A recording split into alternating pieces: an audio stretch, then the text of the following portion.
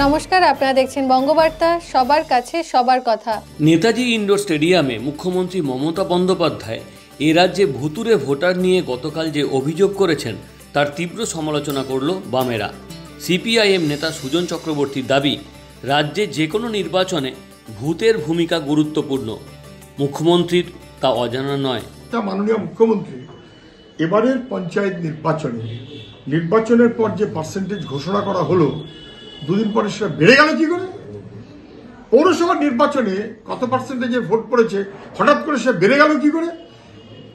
Ballot বাক্সে ঢুকে যাবার পর অথবা ইভিএম এ ঢুকে যাবার পর ওখানে কি কোনোভাবে ছানাপোনা বাড়ছে নাকি? ভোটার সংখ্যা কি করে বেড়ে যাচ্ছে?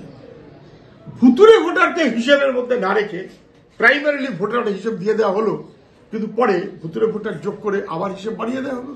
ফলে যেমন করে পশ্চিমবাংলার মুখ্যমন্ত্রী করে এসেছেন এতদিন, তেমন করেই মহারাষ্ট্র এবং দিল্লিতে করতে গিয়ে ধরা পড়ে গেছে। আজকে উনি সব দায়টা অন্য কারোর উপরে চাপিয়ে দিচ্ছেন।